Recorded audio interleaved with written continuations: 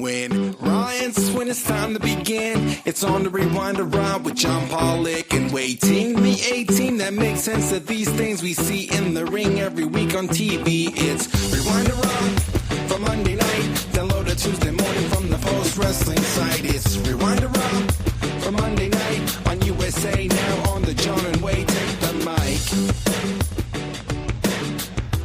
Mic. And welcome to all of our free listeners on YouTube or Spotify, Apple Podcasts, etc., etc. It is not John and Wai taking the mic. It is John and Jack, or Wai and Jack taking the mic, because I am here. John Pollock is enjoying, God knows what, he does. Hopefully laying on a beach or laying on some sort of like recliner and enjoying his day, not listening to this, not paying attention to any professional wrestling, because he's getting some much deserved days off. In his place, Jack Wannan from postwrestling.com.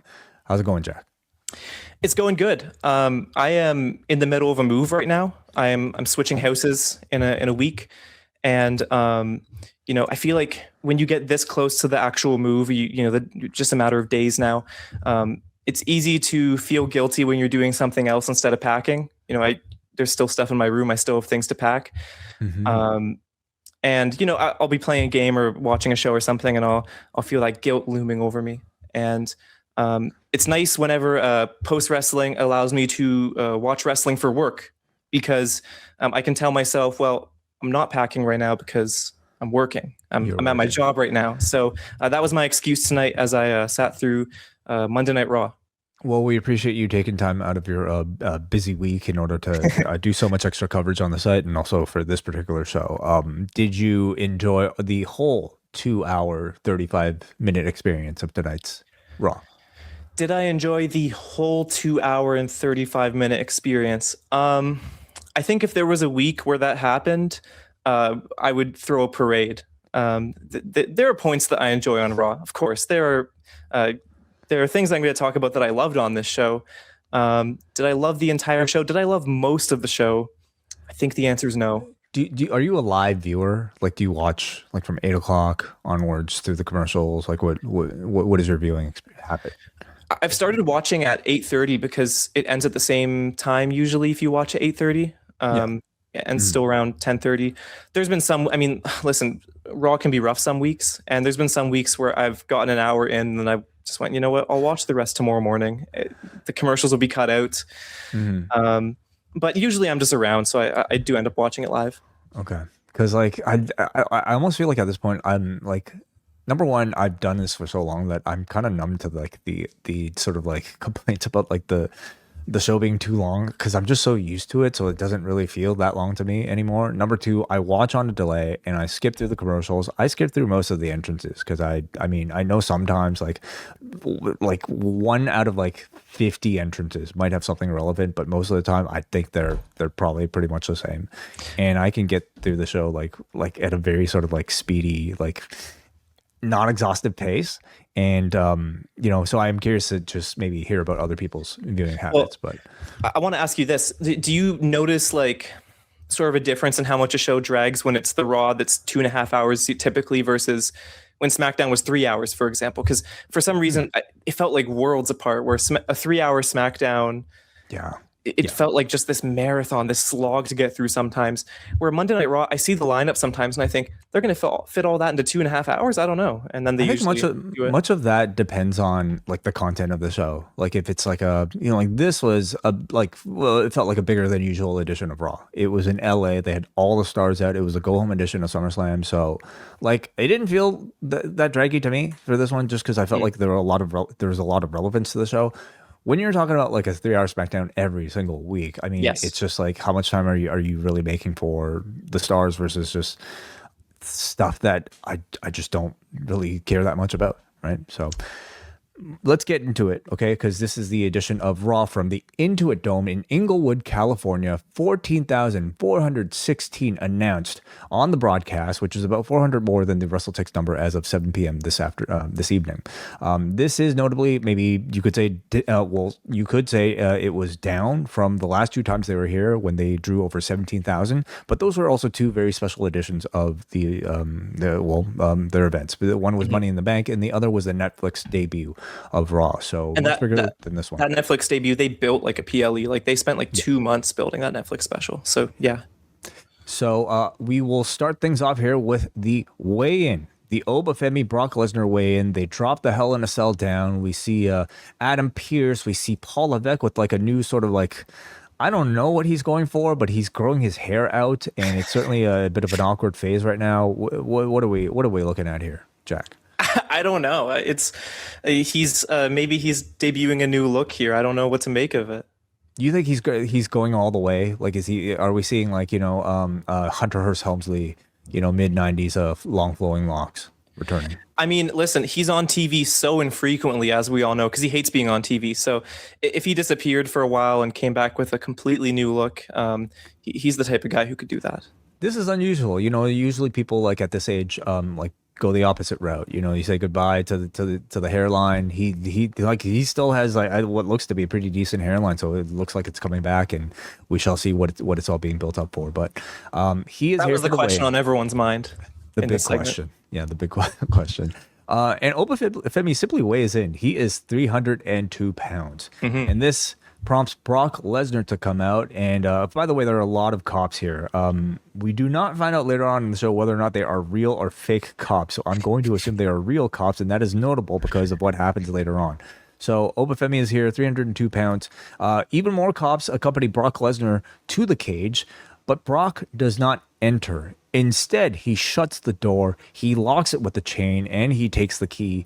And instead, he kind of circles around the cage as Paul Heyman cuts a promo on Obafemi.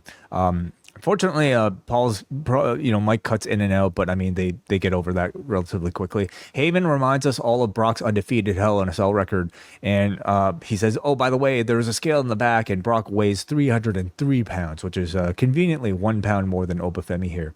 He simply circles the cage once and says, Brock says, "I'll see you at SummerSlam, bitch." Femi says, "Brock, you're not going to be locked in here with me.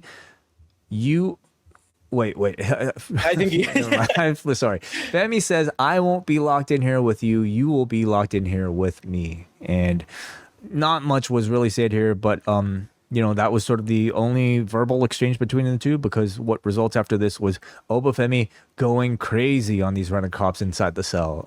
He just starts throwing them around everywhere. One of them goes up for the fall from grace, and something happens where either the guy flips too early or something occurred, but it necessitated them to have to redo the move again. So Obafemi just like destroying all of these cops. It is notably, the second time he's beaten up a bunch of cops. The first time we found out that like they were fake cops. We found out none of that today. So, and we also didn't find out any sort of repercussions for this. It was just, I guess they forgive him. He's got special allowance to beat up cops, which, all right, cool. This has happened enough times that if WWE was in town and they were looking to hire off-duty cops, I would just be like, no, you guys got to find someone else to do your Obafemi beat ups. Yet you're showing it on screen here. I think it's the same guy who the messed up fall from grace happened with. Obafemi just nailed him with a kick in the back to end the segment, and this looks like a real kick right to the back. And I can only imagine what getting kicked by Obafemi feels like. Yeah. Your thoughts on the go home segment for this match? This was fine. I mean, I think that they've had some rough moments with this Femi Brock Lesnar build. A lot of it has come around the weird sort of King of the Ring stipulation, and deciding to bring it up over and over when it really is an ugly mark on this rivalry. The thing with Obafemi and Brock Lesnar is from the very start, it has been proven that the way to get this over is just do simple stuff. And this week was a simple one. Brock has the out that he's playing mind games instead of being a chicken. And Obafemi can say, well, he's trying to run from me and he can't do that this weekend. So it was a simple way to build this, and worked for me. I think the weigh-in concept is a little goofy, but kind of was like an afterthought by the end of this. So it wasn't a big deal. I agree with you that I think less is more when it comes to these two, and certainly we've had a lot of them in these months. This has been built dating back to the lead up to WrestleMania, and I certainly felt like by certainly like last week's Paul Heyman promo that they were really running low on material, and I think keeping this like short with the visual of just simply seeing the cell and the cops and all that, I thought that was perfectly fine for what really just is a match that already built itself on paper. Are you surprised that we didn't have a retirement stipulation to all of this, and do you anticipate Brock's career continuing beyond this week? I have no clue what to predict with Lesnar and his career. I feel like whatever the logical thing is to guess about that, he's probably just going to go in the opposite direction. He's a very hard person to read with these career decisions. I don't even know if you ask people in the back what the plan is, they would know. So no, I'm not surprised that. I mean, it would add some heightened drama to this for sure, but I don't think this rivalry really needs that. I think because this is the third match, because he had already teased the retirement. In fact, he actually did retire. Like, you know, if you ask Paul Heyman, I felt like that should have come back here, like as this sort of final definitive thing. I think what's tough is like, I almost feel like you want to leave it alone if you already did it with the first match, because when you retire and then unretire only weeks later, doing that again, like it loses the legitimacy. It's like, okay, well, you can retire, but you can just walk it back like you did last time. Like, I feel like I That's don't know. Where you write in the contract, you can't come back. All right, That's true. Like, you are going to be the first professional wrestler who will say that they're retiring and then will actually completely stay retired. So that would be a big part of his legacy, being the first wrestler to actually retire. Other than. Well, I'm sure plenty of examples in the past. Let's go up next to Alpha Academy versus The Vision. This is, of course, a non-title match coming off of the Maxine heel turn. And it starts off, throughout the match, Maxine grabs Tozawa behind the ref, allowing the heels to take control through the commercial break. Otis tags in and cleans house on both Vision members by himself. The Caterpillar is followed up by Tozawa's tope. Logan now gets onto the apron to distract the ref. Tozawa then delivers a senton, but it's blocked by Austin Theory's knees. Otis is then sent to the post. The Vision hit their finish, which is basically Austin Theory holding an opponent up for Braun Breaker to spear. Cole calls it the double vision. Double vision. So I'm seeing here, like, he actually goes for some clothesline. I mean, come on, like, the clothesline isn't really doing anything. We all know. So double vision. I like that name. Vision get the win here. Afterwards, Otis makes the save. He's about to Vader bomb Theory, but Maxine pleads with Otis's feelings. This allows Breaker and Theory to deliver the double vision to Otis, with Theory screaming, "She's mine!" As they leave, but not before. They leave, but not before Theory takes a chair to Otis's head against the post, which is looked to be a pretty big angle that should write Otis out for a while. Logan looks shocked. Crowd, certainly reacts to it. Your thoughts on the match and also the angle at the end? Yeah, I mean, the match was decent. It kind of played out in the structure of like the typical TV match for WWE. Just felt like, like you said, like a write-off. And I think they're moving on from this whole rivalry here. I don't think we're going to see Otis on TV for a while. And I think this Vision group, which really needed some juice after the past few months of, being not the most interesting part of Raw. I do think this program did help, give them a little more swagger. Yes, I don't disagree there. Like, it gives them a storyline, but I just have to say I'm still like almost surprised that like this was a group that was like flirting with like the main event. They were supposed to be maybe like their version of like a new version of the Bloodline for Raw. Instead, they're now like firmly in the mid card, if you want to call it that, like starting like a feud with Alpha Academy. And by the way, I think this feud will continue. I kind of sense that, just with the way that Theory continues to like play up the "she's mine" thing, type of thing. But I'm just more so perplexed at the idea that now this is Austin Theory's group. It's not Braun Breaker's. It's not Logan's. It's not Paul Heyman's. It's a group focused around Austin Theory. And I never thought we would see Braun Breaker like being used as that sort of like enforcer for Austin Theory. So it's still, I still struggle maybe like taking it seriously because of all that. It did not take a long time at all for Braun Breaker to get dialed back. I mean, he was in a program with Seth Rollins weeks ago, right? Like this is not someone who has been working mainly, like he's been in some pretty prominent storylines quite recently. So for him to be wrapping up a program possibly on a Monday Night Raw before a SummerSlam and not even being on that SummerSlam card, I think really shows how much they've sort of cooled him down recently with this group. And, you know, they are in an interesting position where they have momentum and they actually have a story going, and there's something to actually talk about with them, which I feel like they were kind of lacking for a while. They have a story, but namely, like Austin Theory has a story with Maxine. Braun Breaker doesn't really have a story. He's just like there to support. He's just Theory. Right. So again, that all really surprises me, and totally. I wouldn't have expected this for Braun for SummerSlam. It's surprising, and what I think is interesting is like it doesn't necessarily feel like to me they're scaling him back because they're not satisfied with how he's doing or because he hasn't really fit that position. I think he's been a pretty decent, you know, big heel on the roster as a singles character. I just think right now they're putting him in the back seat and maybe, you know, waiting for a better time to bring him back in. Yeah, and Paul Heyman now I'm assuming is actually not in the group anymore. Like no follow up on that. So unless they're waiting for after the whole Brock Lesnar thing to maybe play that up, they could be doing that. We go to the back with LA Knight and Jackie. LA names a bunch of streets in LA. And he says people have been calling him paranoid, and he says, yeah, because everything he said would happen actually happened. They're not. He says they're going to put the bloodline 6 feet deep, and that means they won't come back. I still don't really know how he intends on doing that by like beating them in a trios match, right? Like what sort of finality is he expecting from this like win over like at SummerSlam? But also it's like. That's not even the most important bloodline match that weekend. Like, right.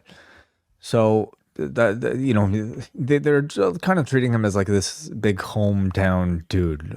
I know he's lived there in LA, but like I guess that's enough. You know, his name is LA, and therefore he's a hometown guy. Los Angeles Knight. That's it.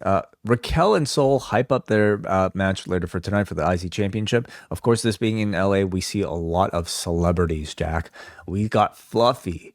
We got Sean Evans from Hot Ones. We got Matt Barnes from some NBA podcast. And we even have Jimmy Hart. The stars are out. Yeah.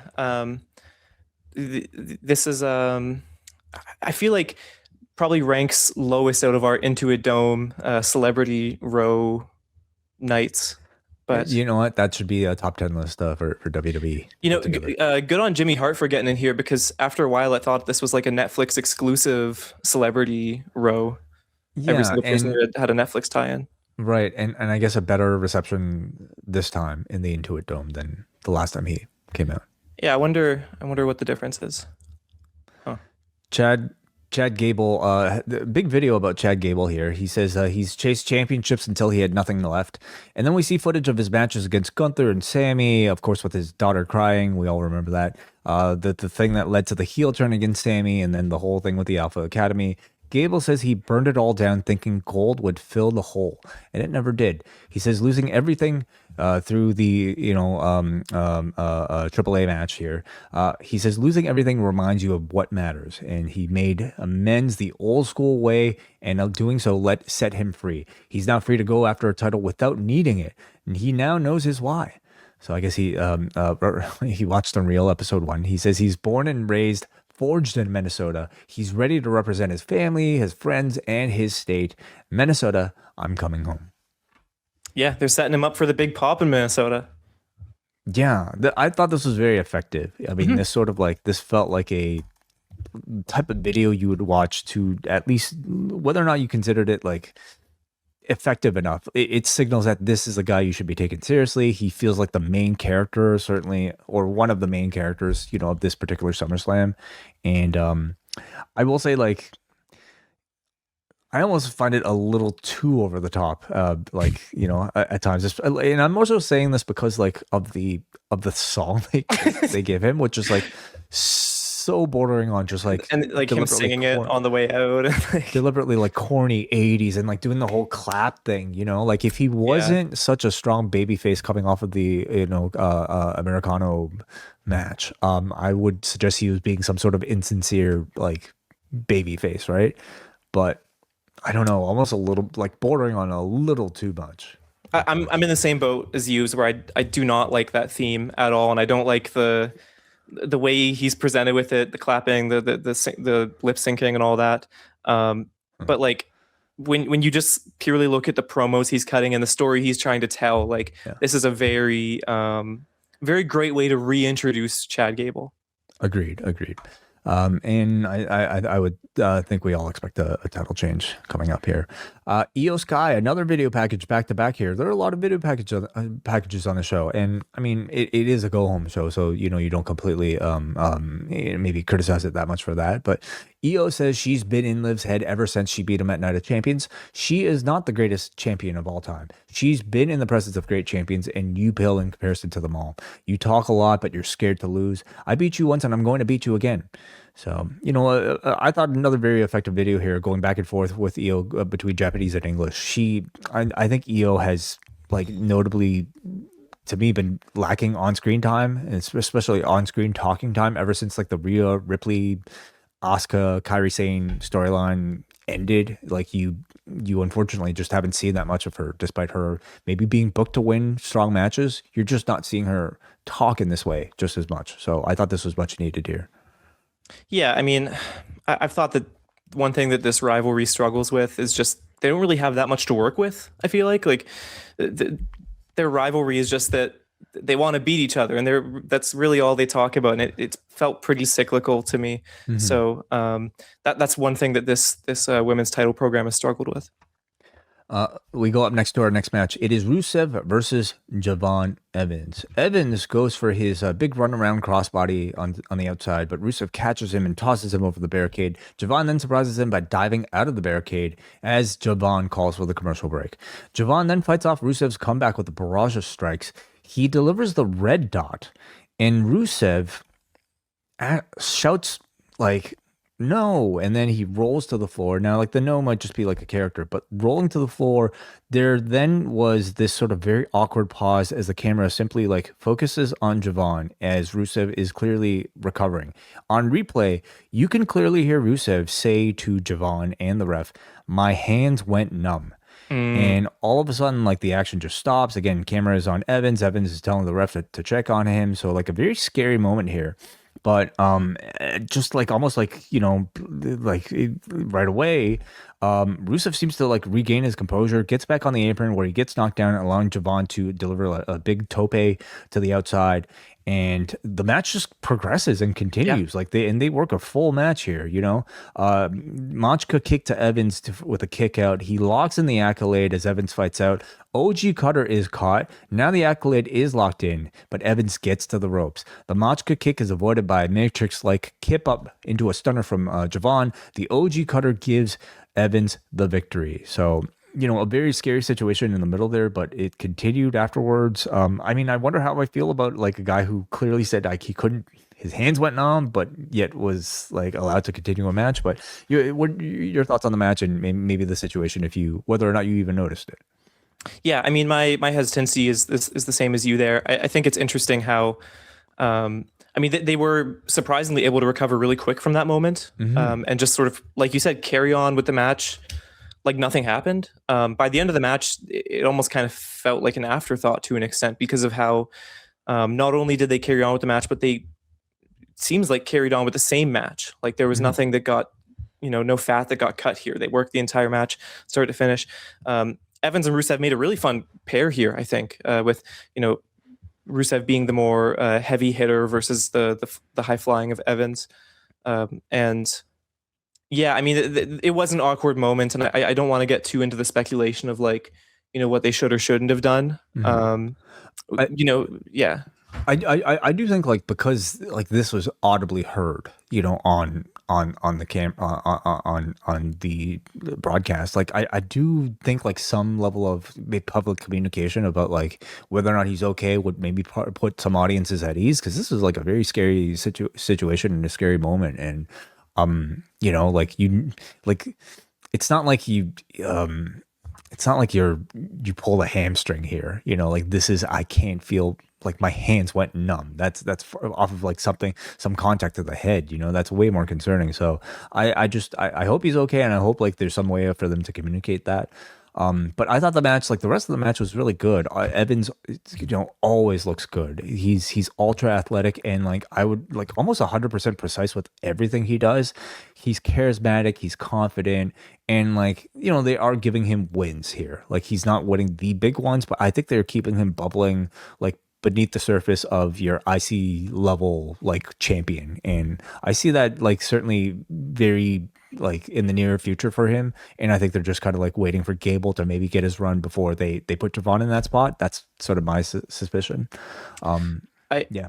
I still feel like on Monday Night Raw, the thing that helps the show more than anything is the fact that they have a really strong mid card, and that their mid card is full of a small but really reliable pack of guys who can go out there and put on great matches like this. Because I think Monday Night Raw can lack in the actual in-ring department some weeks, and the points where we're seeing the actual matches improve, I think, is a lot of, you know, Evans and Rusev and Page, which we're going to get to later, and guys who are sort of in that same sort of sphere together.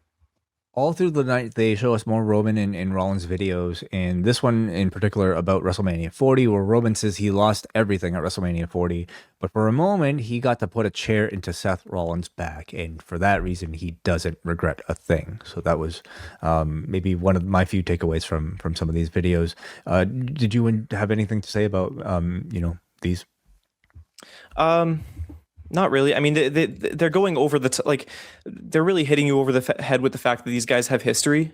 To the extent where it's like they have so much history together, but the way it's been told has made it sort of somehow feel cyclical, despite there being so much depth to it. If that makes sense. It makes sense. Yeah. So then we get our Joe Hendry Danhausen concert, and they do a song. I see the lights, I see the people. Danhausen's very nice, very evil, and this features Joe Hendry on guitar, Danhausen on the pipe organ, and you know, they eventually get into this, like Danhausen is starting, like he mimes this pre-recorded organ solo, and none of this is getting any reaction. This felt like the dog collar match from Redemption. They then do like a big song and dance with all the mini houses, and I believe these are like the Clippers dancers, right? I'm assuming. Yes. Yeah. Okay. So then it breaks into this sort of like electronic dance song with a constant refrain of, "I believe that you are cursed. I believe that you are cursed." It was kind of hypnotizing. I don't know if that's what they were going for, but I mean, this crowd was certainly hypnotized because they were making no sound, no reaction. And I know there was music here, but you could see the bored faces of all of these people that paid an average ticket price of 78 American dollars to be here. Not into this at all. So, oh man, like I certainly felt this was a fumble, but listen, it's Danhausen. Somehow like the fumbles kind of work for him.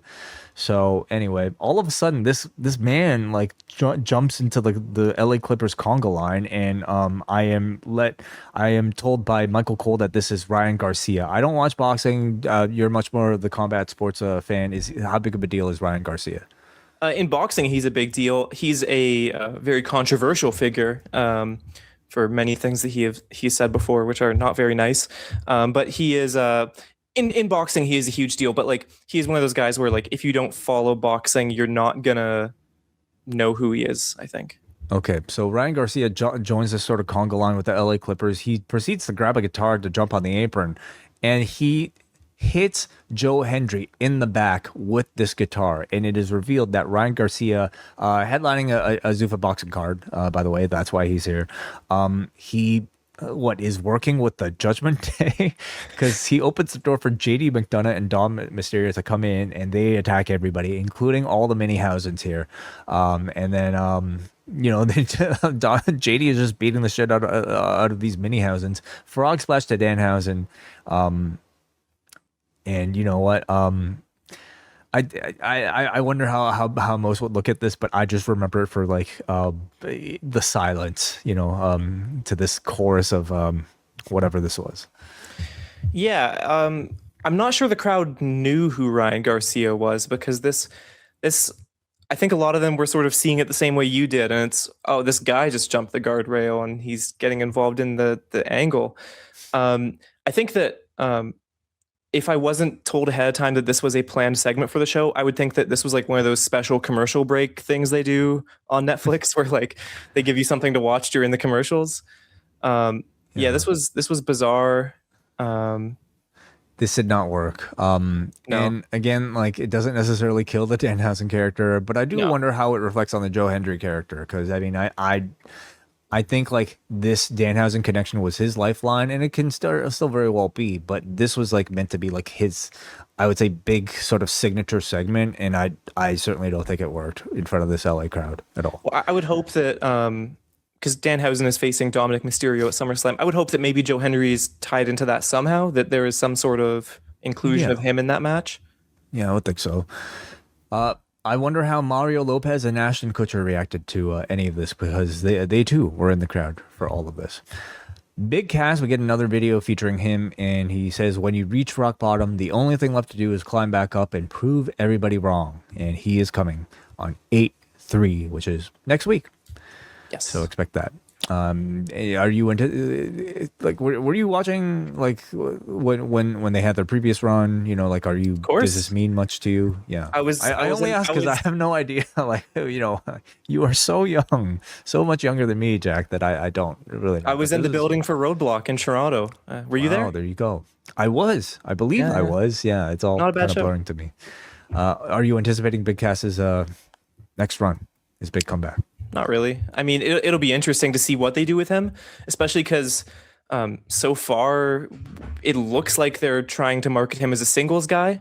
Mm-hmm. So that's intriguing to me. Like, what are they going to do with him in a completely different, much more intense role compared to what he was doing as a tag wrestler in WWE before? So I'm looking forward to that. But like, am I like excited and like gonna really make sure I catch this next week? Like, I can't say I expect much out of this. I mean, and I think the entertainment of the act came mainly from Enzo, and that's not to say like Big Cass can't be a strong performer on his own.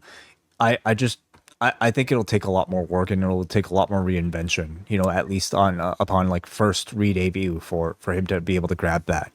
Also, for me, it's like with a lot of the guys they've debuted or brought back recently, the way they've brought them back has been so slow rolling. I mean, I feel like we're just kind of getting Royce Keys off the ground now.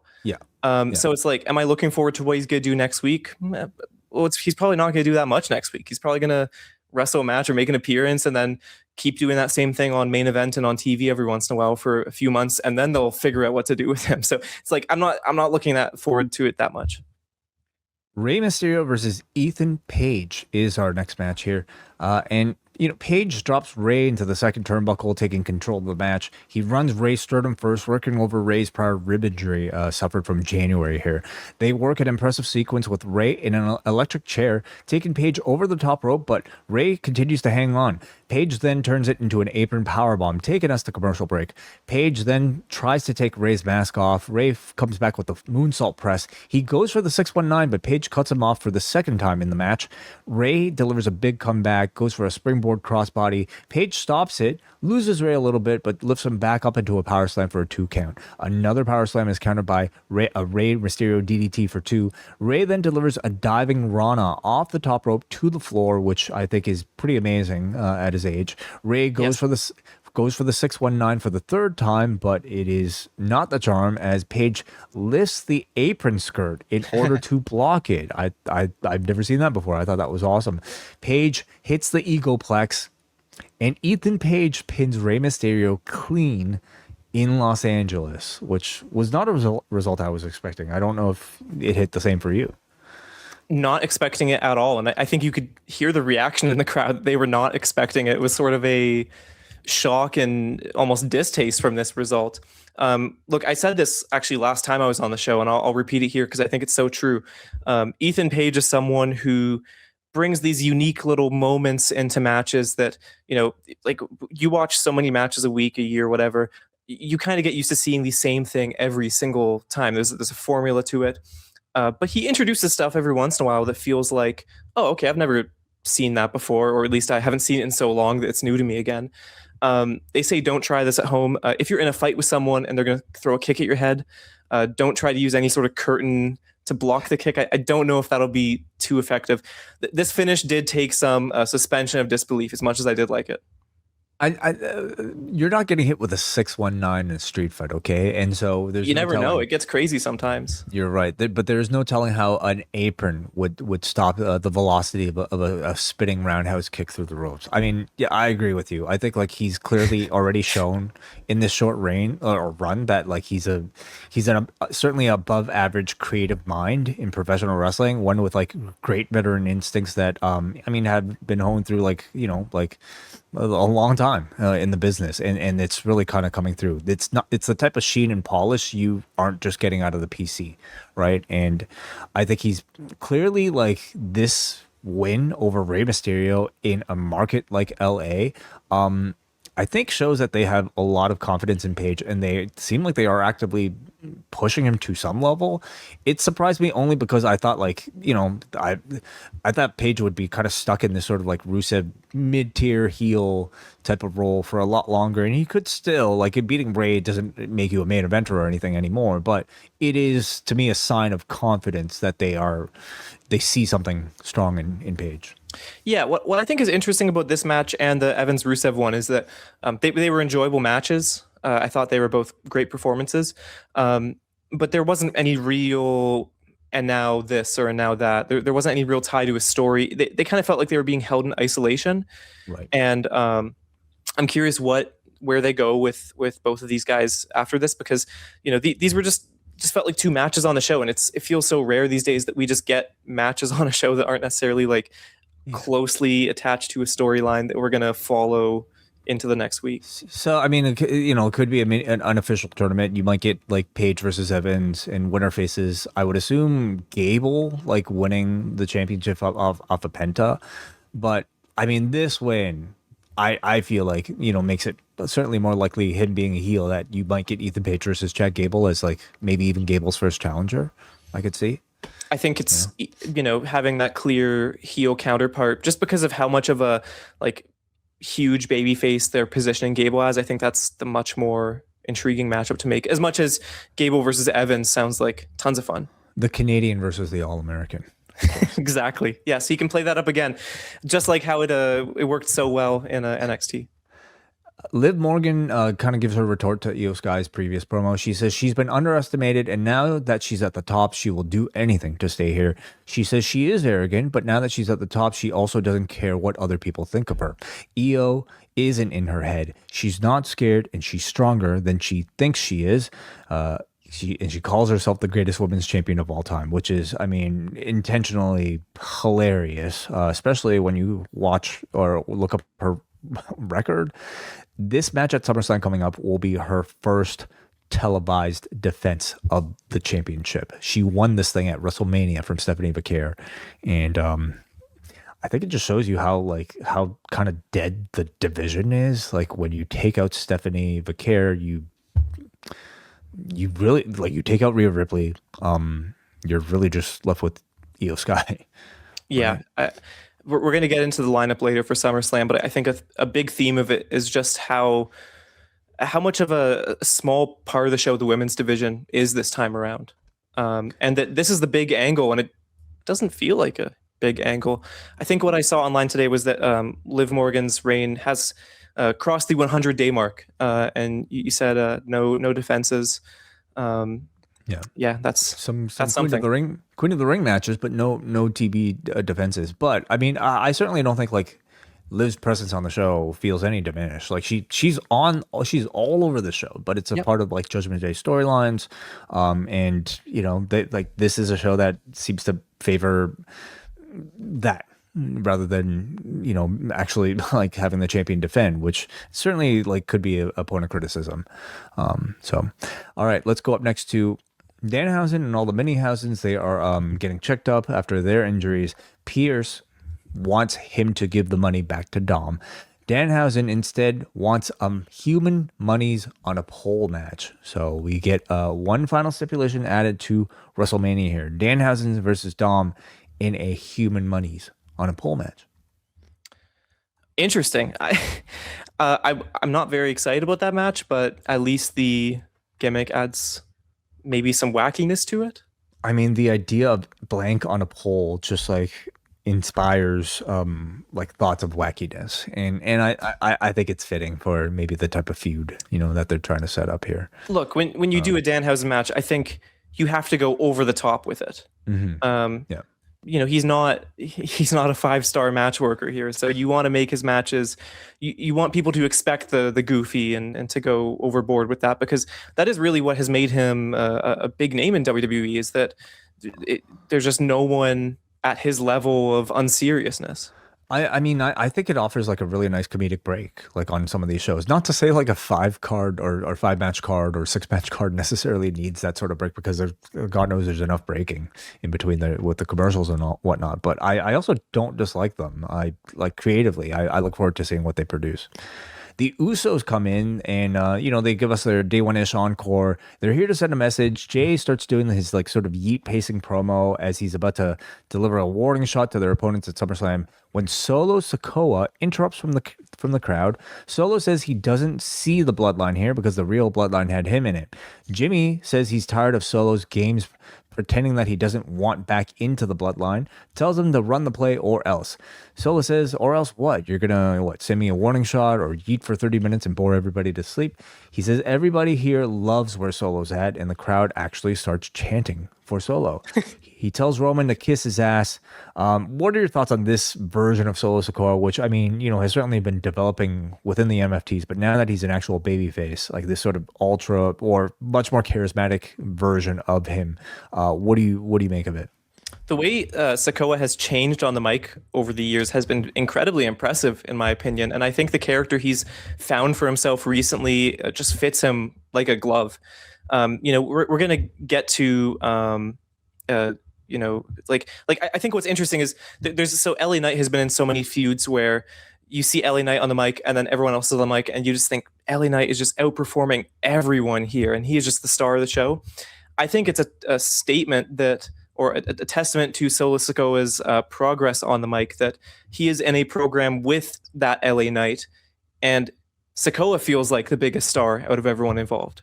His star is certainly growing. Yeah, it's a transformation I would have never expected, like, you know, just going back to his like enforcer days from the Bloodline. Yes, and he's a strong silent guy. Right? If I can just add one more thing, I think that what's really impressive is that he has these sort of comedic aspects to his character and these little quirks to him, but he's struck a perfect balance of doing that, but not going overboard with it to the extent where he has become a comedy character. I think he has this perfect balance to him where he is still a serious character, but he does things where like I'm cracking up watching him sometimes. Yeah, it is certainly working here. And so the segment continues. This is when LA Knight comes out. He doesn't care about their family drama. He mocks the Usos, you know, traditional Samoan dance routine that they used to do, which, you know, and I don't know, this is like bordering on just like racist. That it made me a little bit uncomfortable. But I mean, it's what, you know, it's pro wrestling, I guess. Knight says he's done talking and goes to leave, but then he turns around, goes down to the ring, and they brawl.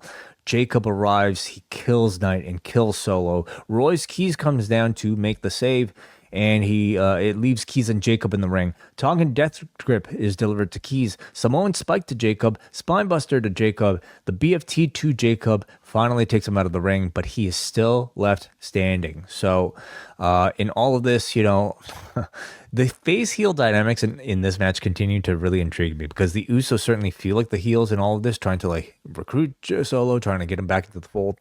but they're doing like the fan friendly, like, yeet encore type of thing. Jacob is a part of like what you might think of as the heel faction, but he's by far the most beloved guy in the entire segment over anybody on the babyface side. So it's a little muddy, but I mean, the crowd will react. I think they will react to, their favorites. And I ultimately have confidence in the match working out. Doesn't really feel like anyone gets booze in this storyline right now. But yeah, I mean, I haven't been too hot on this one. There's been some off weeks for it, especially when they put some of these guys in singles matches against each other. The rivalry can be a little less interesting to follow. But all six of them in the ring at the same time, I think should be a decent, smaller part of SummerSlam. We get a little video speaking from the perspective of the Hell in a Cell. We're talking about a narrator speaking from the cell's perspective as if it were a sentient being. And I won't necessarily, I can't really recap it. I can't really even try to, but I thought this was somewhat unique, and I actually kind of enjoyed it as a way to maybe promote just the concept of the cell being a draw. Yeah, no, and I thought it was different. It's nice when they do different things.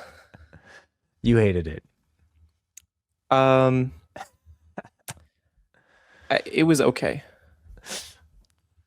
I thought it was perfectly fine, but anyway, watch for yourself. It's the Hell in a Cell, and it can talk now. Everybody. It can talk. I hope it starts talking during the match. That would be. If it was a Bray Wyatt match, I think they may they would have considered that at some point. So for the IC Championship here, we've got Sol Ruca defending against Raquel Rodriguez here. Lyra Valkyria is watching from the back here. Ruca delivers a moonsault plancha to the floor, taking us to break. And at some point, there was enough contact in this moonsault that seemed to bust Raquel's nose wide open. And her nose is a mess, and the visual is just awesome. And in a second, I'll bring it up for our video viewers here. But, once they, like the way they handle blood on these shows now, I mean, I knew for sure they would be wiping this whole thing up, but they actually let Raquel go for quite a bit with this like incredible visual like on her face. Yeah, there was a point where the ref helped wipe some of the blood off her face, and Corey Graves had a good save on commentary talking about how, well, you don't want blood to get into your eyes, because if you get blood into your eyes, it's like over for you in a match. But yeah, I mean, this actually kind of added something to the match, even though it was very obviously unplanned. There, like, especially for the women, like there are so many like great memorable moments involving this sort of unintentional like bloodletting that I don't know, I think like for some have made their careers, like of course Becky Lynch, Britt Baker like had her own sort of like big moment. In WWE these are becoming more and more infrequent, but if you're a wrestler, if you're a performer, yeah, this probably sucks, this probably hurts, you're probably hoping that it doesn't like give you a longer layoff than you want, but for the match itself, I think you loved this. Like, I think she knew like this is gold on her face. This could be her Becky Lynch moment, right? I'm curious. Like, we didn't really get too good of an angle of the moonsault to actually see how this happened. Like, what bumped her and caused this to happen. I can kind of picture in my head like how that would play out, but we didn't really get to see how this injury actually emerged. We're gonna have to wait for Unreal in 6 months to show us. Yeah. So hopefully, like, nothing too major, but like in these moments, I mean, it certainly brought out a different level of intensity within Raquel. Again, like, seeing red, I think will do that to somebody. I think getting legitimately hurt might do that to somebody, but it dug something within her for, I thought, like what was one of the more intense performances we've seen out of her as a monster. So, whatever happened here, again, I'm sure it sucked. It probably didn't feel great, but it brought about I thought a really strong performance. So it's the type of thing that like seemed to fire Ruca up too, because she's hitting a little bit harder than usual in the response here. Ruca hits the sliced bread and then follows up with this like brutal looking running knee here. Yeah, it was awesome. On the already busted nose. Now, like on the replay, you can clearly see she hit the chest, but it looked great, and again, kind of carried on this like unexpected violent tone to this match. Ruca goes for a springboard crossbody. Raquel catches, but Ruca snaps her on the ropes. Ruca then delivers Jake Atlas's Rainbow DDT. in getting a 2 count. Roxanne then comes out, distracting the ref. This allows Liv to come in to grab Sol Ruca's ankle, allowing a big boot from Raquel, leading to a kick out at 2. This is when Io arrives, and Liv has this like sort of great wide-eyed look of like intensity here as she is more than ready to cut Io off on this dash towards the ring, ramming her into the barricade. Io recovers, stopping Liv. This is when Raquel gets involved, and you might kind of expect, okay, Judgment Day gets distracted. Raquel takes the pin, but instead we get the Soul Snatcher stopped by Roxanne. Raquel then delivers the Tahana Bomb, and Raquel Rodriguez wins the Intercontinental Championship. And as much as they tried to wipe that blood away, you did have quite the impressive visual here by the end. It wasn't going anywhere. I mean, when they wiped the blood off her partway through the match, it kind of just like came back immediately. So there was no avoiding it.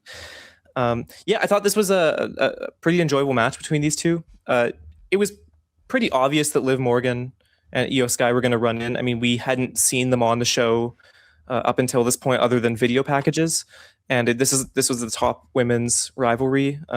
Did we really think that we just weren't going to see them at all on the show? It kind of became a little predictable by that point, but like you said, there was a fire lit under both of Ruca and Rodriguez here, and I thought the in-ring of it was good, and I like the decision of switching the belt here.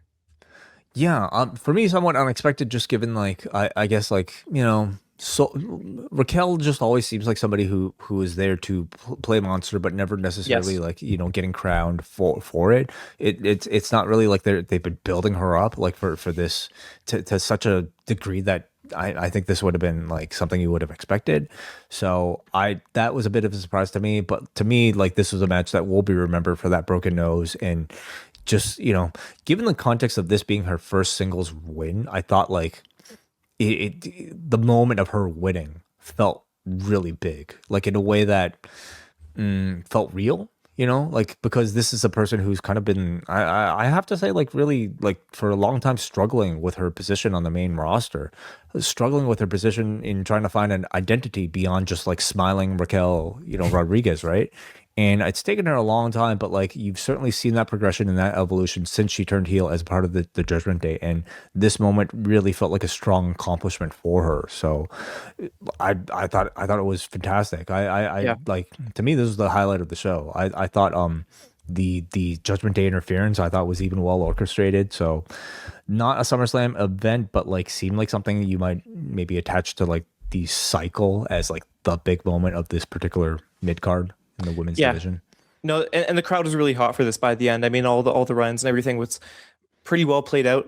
I do think it's good they had this on the show, because one of my sort of overarching criticisms of this show was that I feel like for the most part, a lot of it was like you could miss watching this episode and it's not the end of the world. You're still completely filled in on the SummerSlam rivalries.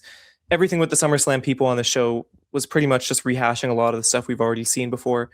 So to have something here, which is actually a title change, a significant sort of headline coming out of the show, I thought it was kind of crucial to have this. Your go-home shows should kind of strike a balance between like being a Barker show for the pay-per-view and also like giving you like necessary relevant information for just like the progressing narratives, right? And especially with the undercard that won't be featured at SummerSlam. This is probably a good addition for the live crowd. And then we have our main event segment here. It is the face-to-face, the final face-to-face between Seth Rollins and Roman Reigns. Rollins interrupts Roman's intro. He comes out and steals Roman's "acknowledge me" line. Roman calls him an asshole, and Seth says, "Guilty. When it comes to you and me, I am the bad guy, and that's okay because that's how I get mine." So I guess maybe really playing to just the crowd's favoring of Roman Reigns over him in pretty much every city that they've been in.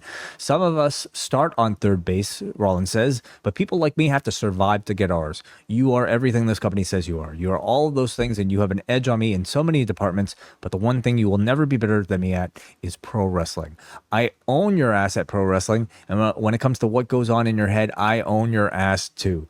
I own you every time, and SummerSlam won't be any different. You haven't changed. Are you going to, get yourself DQ'd like you did at the Rumble in 2022? Are you going to call in the Bloodline? You can need to beat me all you want, but you do not stand a chance. Roman says, you don't understand. I am the only real superstar and champion around here. And when I said it, I meant it. I need to beat you. Not just the company, the whole industry needs me to beat you.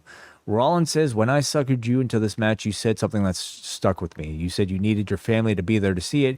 And it took me back to WrestleMania 31 when I cashed in on you, sending your family home in tears. And he proceeds to just sort of like dig the knife in. He says, I hope your family is there on Sunday so I can watch them cry again. So that when they find out their dad is a fraud, a loser, and Seth Rollins bitch. And this prompts Roman to attack him. We get a Superman punch, a spear.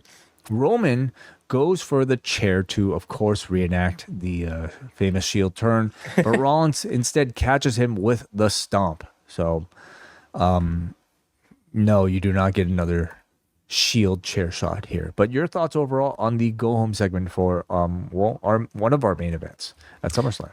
Yeah, no, I like the night 2 main event, by the way. Night 2, correct? Yes. Yeah.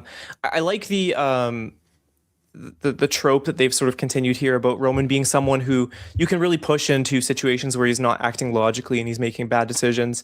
And that's sort of what Seth went into this segment with the clear decision of doing.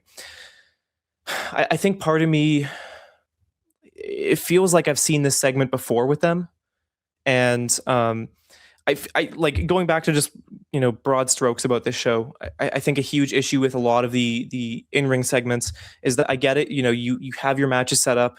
You're not going to be adding anything to SummerSlam at this point.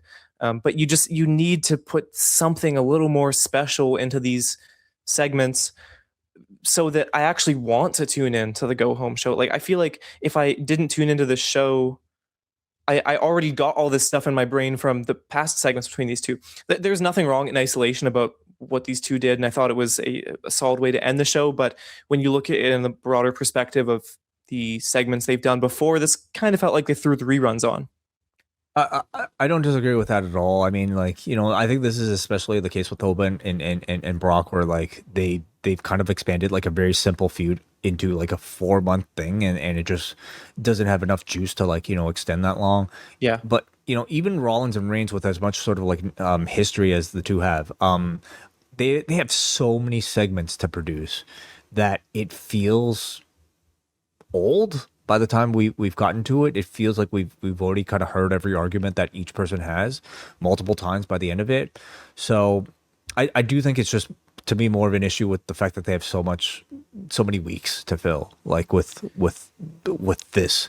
And what's tough with this rivalry is that Rollins and Reigns aren't guys that we're seeing wrestle every week. So sort of a vehicle to move the storyline forward, and having these guys in the ring is just completely eliminated, and you're kind of handicapped and forced to just have a lot of the same segment over and over and over. Mm-hmm, mm-hmm.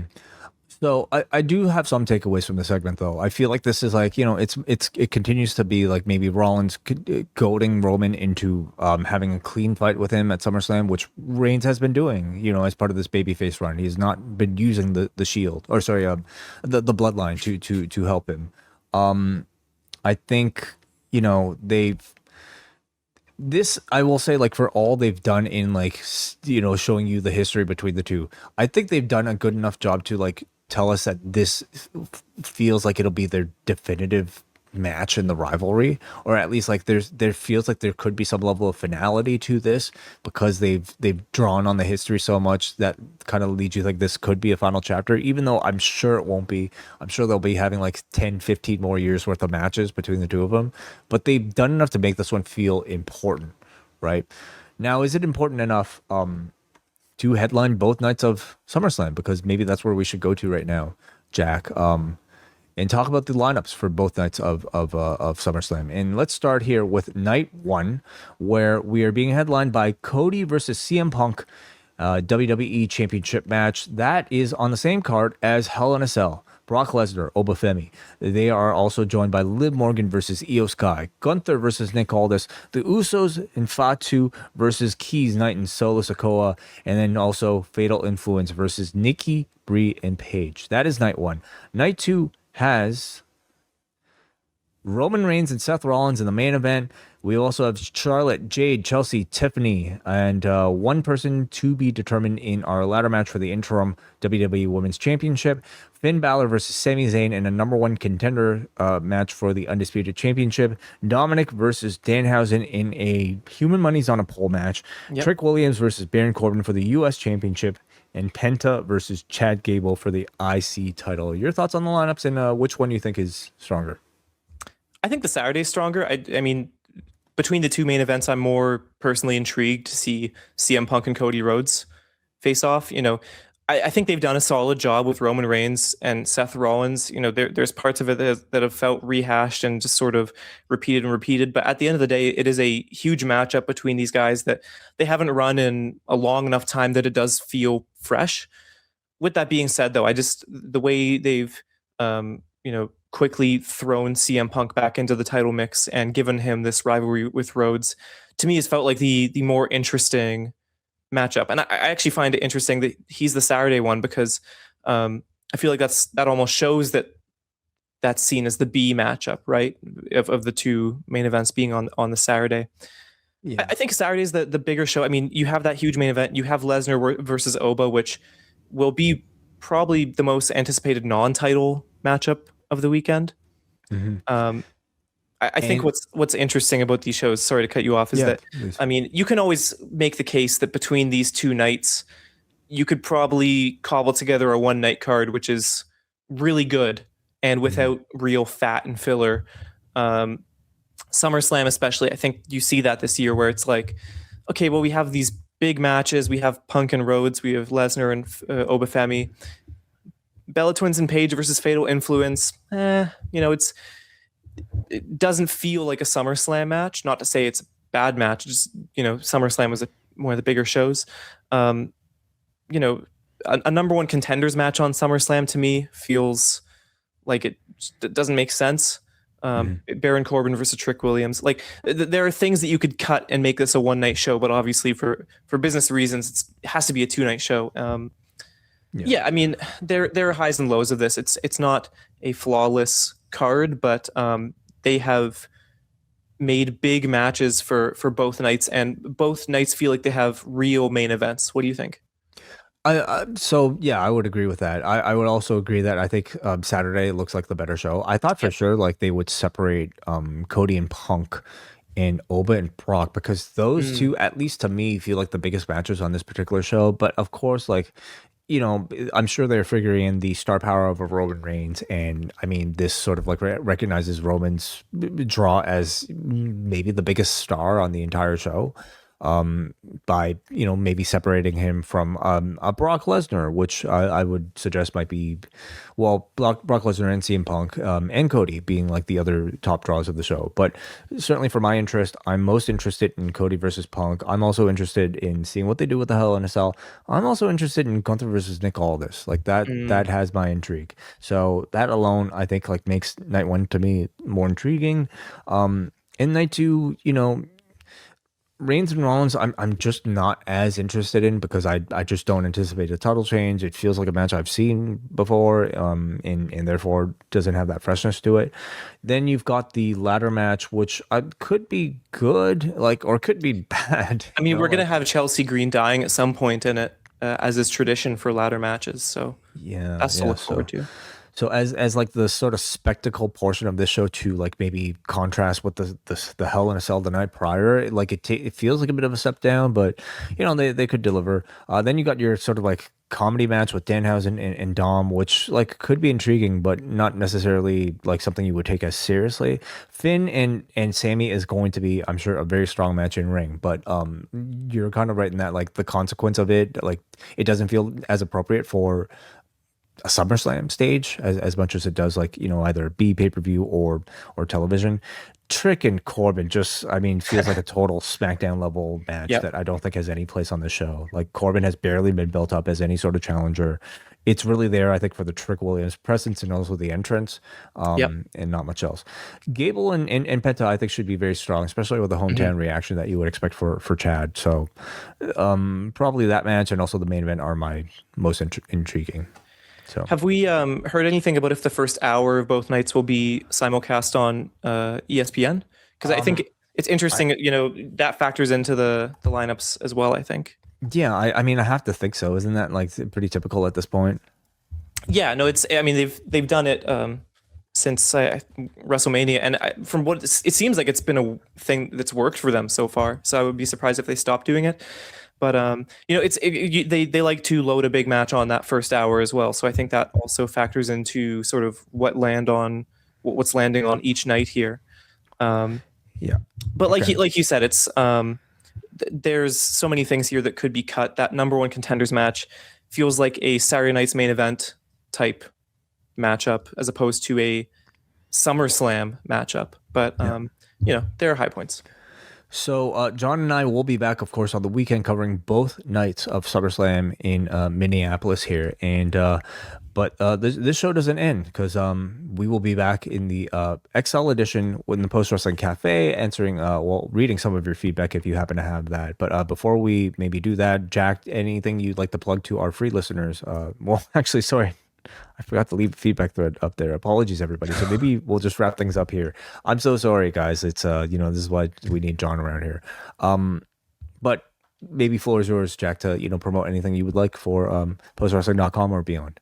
Yeah, of course. If you want to follow my work and follow my thoughts on wrestling in the combat sports world, Jack Wannan, JackWannnan, Blue Sky and Twitter. I'm on both of those and posting every day about the industries that we have a love-hate relationship with. And of course, check out postwrestling.com. And if you don't subscribe to the Cafe and you're thinking, geez, I want to catch up with the news every day, but I hate reading, and I hate reading lots of articles every day and clicking pages with ads and stuff. Well, if you subscribe to the Cafe, we have post news updates 5 days a week. And it's, 6 to 8 minutes every single day, all the headlines you need to know. And if you're lucky, sometimes I voice the post news update, and you get to hear me going through the headlines. I'm really happy with how these turn out. And if you just want a quick, easy way to consume all the most important things that happen every day, we got you covered. These are exclusive to our Double and Espresso tier patrons, but we occasionally put some out on the lower tiers as well. So do enjoy that. I think they're a fantastic service that we aim to provide, and Jack and Neil and John do an excellent job of recapping. Typically at about like 5 p.m. Eastern time, just kind of get caught up on all the news ahead of all the podcasts that you might want to listen to. All right, so we're gonna wrap things up here, and we'll be back on Wednesday. Or actually, John and I will be back on Wednesday morning for our edition of WWE Unreal in the Double Shot. So that'll be out there. Davey and Braden will be back tomorrow evening for Up Next, talking about, I'm sure, their trip to Montreal for Redemption and everything else going on in NXT. So we shall talk to you guys then. Bye-bye.